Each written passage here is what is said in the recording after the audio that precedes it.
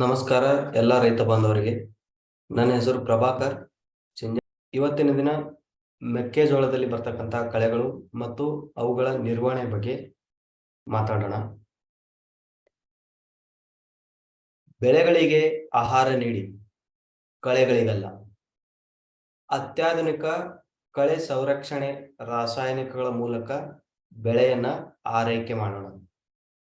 ಕಳೆಗಳನ್ನ ಯಾಕೆ ನಿಯಂತ್ರಿಸಬೇಕು? ಯಾಕೆ ನಿಯಂತ್ರಿಸಬೇಕು ಅಂತೇಳಂದ್ರೆ, ಕಳೆಗಳು ಪೋಷಕಾಂಶ, ನೀರು, ಬೆಳಕು ಮತ್ತು ಸ್ಥಳಾವಕಾಶಕ್ಕಾಗಿ ಕಳೆಗಳು ಬೆಳೆಯೊಂದಿಗೆ ಸ್ಪರ್ಧೆಗಳು ಮಾಡುತ್ತವೆ. ಅದರಿಂದ ನಮಗೆ ಬೆಳೆಯ ಇಳುವರಿ ಕುಂಠಿತಗೊಳ್ತೈತೆ. ಸೊ ಅದ್ರ ಸಲುವಾಗಿ ನಾವು ಕಳೆಗಳನ್ನ ನಿಯಂತ್ರಣ ಮಾಡಬೇಕು. ಕೆಲವು ಕಳೆಗಳು ಮನುಷ್ಯರಿಗೆ ಮತ್ತು ಪಶುಗಳಿಗೆ ವಿಷಕಾರಿಯಾಗಿರ್ತವೆ. ಸೊ ಅದ್ರ ಸಲುವಾಗಿ ನಾವು ಕಳೆಗಳನ್ನ ನಿಯಂತ್ರಣ ಮಾಡಬೇಕು. ಕಳೆಗಳಿಂದ ಕೀಟಗಳು ಮತ್ತು ರೋಗಗಳು ಬೆಳೆಯನ್ನು ಆಕ್ರಮಿಸಿ ಕೊಯ್ಲಿನ ವೇಳೆಯಲ್ಲಿ ಬಹಳ ತೊಂದರೆಯನ್ನು ಉಂಟು ಮಾಡ್ತವೆ.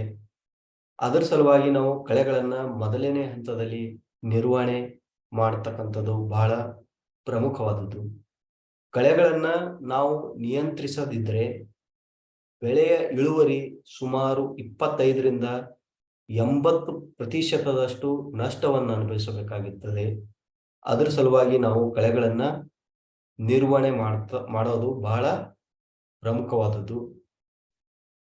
ನಾವು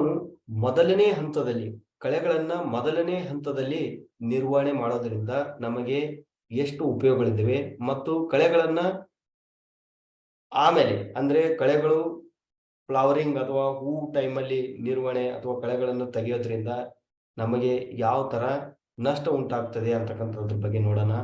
ಎಡಭಾಗದಲ್ಲಿ ಕಳೆಯ ಇಳುವರಿ ಎಷ್ಟು ನಷ್ಟ ಆಗ್ತೈತೆ ಅಂತಕ್ಕಂಥದ್ದು. ಕೆಳಗಡೆ ಇಲ್ಲಿ ಏನು ಐತಲ್ಲ, ಕೆಳಗಡೆ ಇರ್ತಕ್ಕಂಥದ್ದು ಕಳೆಯ ಎತ್ತರ 51 ಅಂತಕ್ಕಂಥದ್ದು 51 ಮಿಲಿಮೀಟರ್, ಅಂದರೆ 5 ಸೆಂಟಿಮೀಟರ್. 5 ಸೆಂಟಿಮೀಟರ್ ಅಂದ್ರೆ ಆಲ್ಮೋಸ್ಟ್ 2 ಇಂಚ್. 2 ಇಂಚ್ ಕಳೆಗಳನ್ನ ಹೊಲದಲ್ಲಿ ಕಳೆಗಳಿದ್ದಾಗ ಅವಾಗ ನಾವು ಕಳೆಗಳನ್ನ ನಿಯಂತ್ರಿಸ್ತಿದ್ರೆ ನಮಗೆ ಯಾವುದೇ ತರ ಮೆಕ್ಕೆಜೋಳ ಇಳುವರಿಯಲ್ಲಿ ಯಾವುದೇ ತರ ಬದಲಾವಣೆ ಆಗೋದಿಲ್ಲ. ಅದೇ ನಾವು 10 ಸೆಂಟಿಮೀಟರ್ ವರೆಗೂ ಬೆಳೆಯಕ್ ಬಿಟ್ಟು ಆಮೇಲೆ ಕಳೆಗಳನ್ನ ನಾವು ನಿಯಂತ್ರಣ ಮಾಡಿದ್ರೆ ನಮಗೆ ಸುಮಾರು 2.5% ಇಳುವರಿಯಲ್ಲಿ ಸುಮಾರು 2.5% ನಷ್ಟವನ್ನು ಉಂಟಾಗ್ತೈತೆ. ಅದನ್ನೇ ನಾವು 15 ಸೆಂಟಿಮೀಟರ್ ಅಂದ್ರೆ ಅರ್ಧ ಫೀಟ್ ಆಗುವವರೆಗೂ ನಾವು ಬಿಟ್ರೆ, ಕಳೆಗಳನ್ನ ಬೆಳೆಯಕ್ ಬಿಟ್ರೆ ಸುಮಾರು ನಮಗೆ 7% ಇಳುವರಿಯಲ್ಲಿ 7% ನಮಗೆ ಲಾಸ್ ಆಗ್ತೈತೆ. ಅದೇ 20 ಮತ್ತು 30 ಅಂದ್ರೆ 20 ಸೆಂಟಿಮೀಟರ್ ಅಷ್ಟು ಬಿಟ್ರೆ ನಮಗೆ ಸುಮಾರು 7.5 ಅಷ್ಟು ಆಗ್ತೈತೆ. ಅದನ್ನೇ ನಾವು ಏನಂತೇಳಂದ್ರೆ 30 ಅಂದ್ರೆ 1 ಫೀಟ್ ವರೆಗೂ ಕಳೆಗಳನ್ನ ಬೆಳೆಯಕ್ ಬಿಟ್ಟು ಆಮೇಲೆ ನಾವು ಕಳೆಯನ್ನ ನಿಯಂತ್ರಣ ಮಾಡ್ಕೊಂಡ್ರೆ ನಮಗೆ ಇಳುವರಿಯಲ್ಲಿ ಸುಮಾರು 20-22% ಅಷ್ಟು ನಮಗೆ ನಷ್ಟವನ್ನು ಉಂಟು ಮಾಡ್ತೈತೆ. ಅದ್ರ ಸಲುವಾಗಿನೇ ಮೊದಲನೇ ಹಂತದಲ್ಲಿ ಕಳೆಗಳನ್ನ ನಿರ್ವಹಣೆ ಮಾಡೋದು ಬಹಳ ಇಂಪಾರ್ಟೆಂಟು. ಮೊದಲನೇ ಹಂತದಲ್ಲಿ ನಾವು ಕಳೆನಾಶಕಗಳನ್ನ ಸಿಂಪಡಣೆ ಮಾಡಿ ಕಳೆ ಮುಕ್ತ ಬೆಳೆಯನ್ನ ನಾವು ಬೆಳೆಯೋದ್ರಿಂದ ನಮಗೆ ಇಳುವರಿಯಲ್ಲಿ ಹೆಚ್ಚು ಲಾಭವನ್ನ ಪಡ್ಕೊಳ್ಳಕ್ಕೆ ಬಹಳ ಪ್ರಾಮುಖ್ಯ ಆಗುತ್ತೈತೆ. ಈಗ ಈ ಕಳೆಗಳನ್ನ ನಾವು ನಿರ್ವಹಣೆ ಮಾಡೋದಕ್ಕೆ ಸಿಂಜೆಂಟಾ ಭಾರತದಲ್ಲೇ ಪ್ರಪ್ರಥಮ ಬಾರಿಗೆ ಪ್ರೀಮಿಕ್ಸ್ ಅಂದ್ರೆ ಪೂರ್ವ ಮಿಶ್ರಿತ ಕಳೆನಾಶಕವನ್ನ ಪ್ರಸ್ತುತಪಡಿಸಿದ್ದೇವೆ. ಅದರ ಹೆಸರು ಕ್ಯಾಲರಿಸ್ ಎಕ್ಸ್ಟ್ರಾ ಅಂತ ಹೇಳಿ. ಕ್ಯಾಲರಿಸ್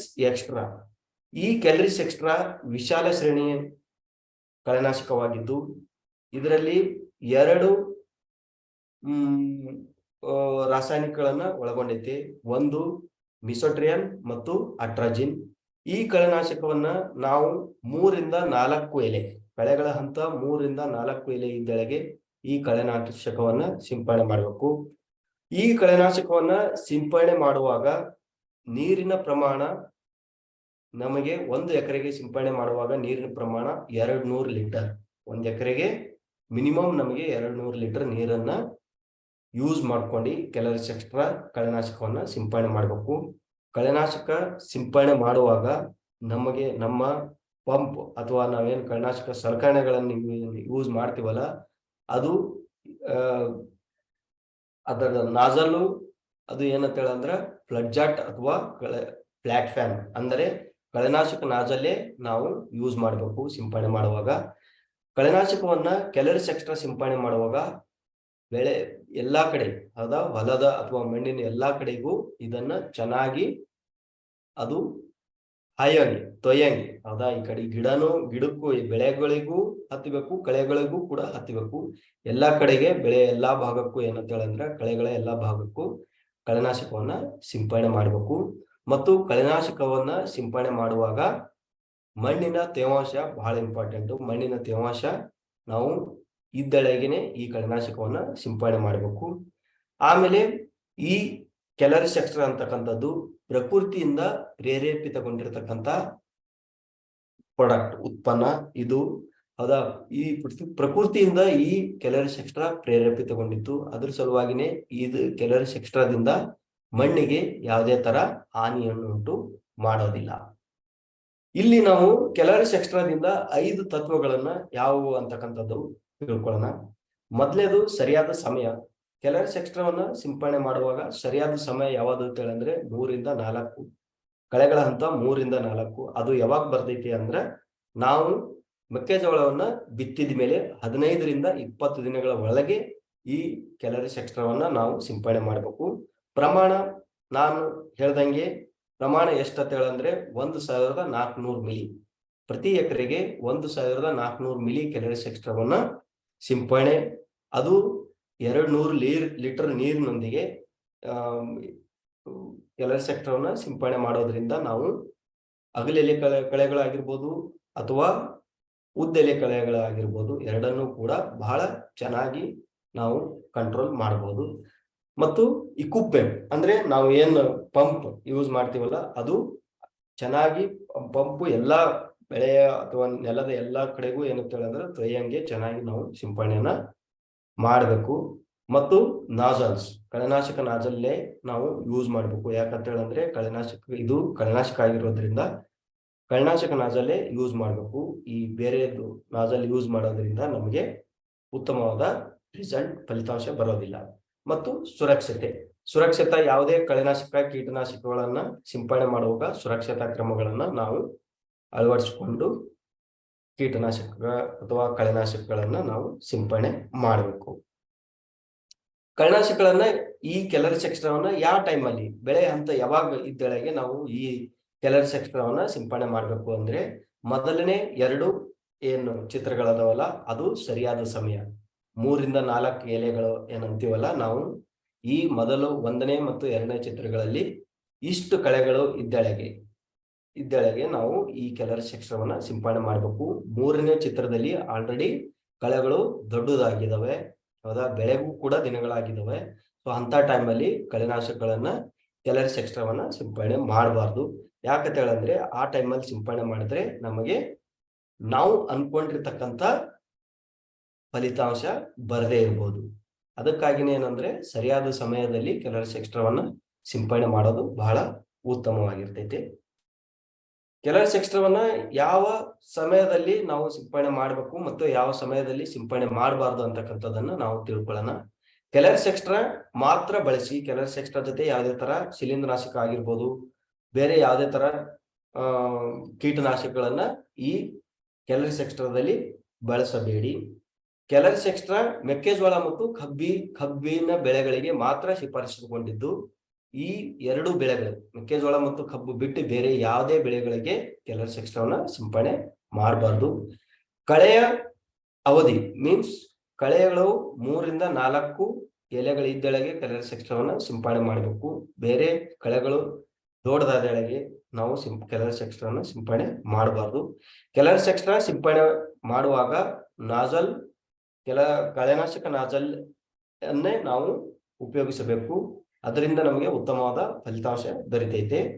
ನಮಗೆ ಉತ್ತಮವಾದ ಫಲಿತಾಂಶ ಕ್ಯಾಲರೀಸ್ ಎಕ್ಸ್ಟ್ರಾದಿಂದ ಬರ್ಬೇಕಂತ ಹೇಳಂದ್ರೆ ಮಣ್ಣಿನ ತೇವ ಗರಿಷ್ಠ ಮಟ್ಟದಲ್ಲಿ ಇದ್ದು ನಮಗೆ ಕಳೆನಾಶಕವನ್ನ ಸಿಂಪಡಣೆ ಮಾಡೋದ್ರಿಂದ ನಮಗೆ ಒಳ್ಳೆಯ ಫಲಿತಾಂಶವನ್ನು ಪಡೆದುಕೊಳ್ಳಬಹುದು. ಯಾವ ಸಮಯದಲ್ಲಿ ಕ್ಯಾಲರೀಸ್ ಎಕ್ಸ್ಟ್ರಾನ ಸಿಂಪಡಣೆ ಮಾಡಬಾರದು ಅಂತ ಹೇಳಂದ್ರೆ ಈ ಕ್ಯಾಲರೀಸ್ ಎಕ್ಸ್ಟ್ರಾದಲ್ಲಿ ಬೇರೆ ಯಾವುದೇ ತರ ಕಳೆನಾಶಕಗಳನ್ನ ಸಿಂಪಡಣೆ ಮಾಡಬಾರ್ದು, ಹಾಕಬಾರ್ದು. ಬೇರೆ ಕೀಟನಾಶಕ ಆಗಿರ್ಬೋದು ಮತ್ತೆ ಬೇರೆ ಶಿಲೀಂಧ್ರನಾಶಕಗಳನ್ನ ಕ್ಯಾಲರೀಸ್ ಎಕ್ಸ್ಟ್ರಾ ಜೊತೆ ಸಿಂಪಡಣೆ ಮಾಡಬಾರ್ದು. ಕ್ಯಾಲರೀಸ್ ಎಕ್ಸ್ಟ್ರಾ ಶಿಫಾರಸು ಬಿಟ್ಟು ಬೇರೆ ಬೆಳೆಗಳಲ್ಲಿ ಕ್ಯಾಲರೀಸ್ ಎಕ್ಸ್ಟ್ರಾವನ್ನ ಸಿಂಪಡಣೆ ಮಾಡಬಾರ್ದು. ಶವರ್ ನಾಜಲ್ ಅಥವಾ ಈಗೇನ್ ನಾವು ಫ್ಲವರ್ ನಾಜಲ್, ಹೂವಿನ ನಾಜಲ್ ಏನಂತೀವಲ್ಲ ಅದ್ರದಿಂದ ಕ್ಯಾಲರೀಸ್ ಎಕ್ಸ್ಟ್ರಾವನ್ನ ಸಿಂಪಡಣೆ ಮಾಡಬಾರ್ದು. ಯಾಕಂತ ಹೇಳಿದ್ರೆ ನಮಗೆ ಒಳ್ಳೆಯ ಫಲಿತಾಂಶ ಬರೋದಿಲ್ಲ. ಅದರ ಸಲುವಾಗಿ ನಾವು ಇದರಲ್ಲಿ ಕ್ಯಾಲರೀಸ್ ಎಕ್ಸ್ಟ್ರಾ ಜೊತೆಗೆ ನಾವು 4 ಪಾಯಿಂಟ್ಗಳನ್ನ ನಾವು ನೆನಪಿನಲ್ಲಿ ಇಟ್ಕೊಳ್ಬೇಕು. ಒಂದು, ಕ್ಯಾಲರೀಸ್ ಎಕ್ಸ್ಟ್ರಾ 1400 ಮಿಲಿ 1 ಎಕರೆಗೆ.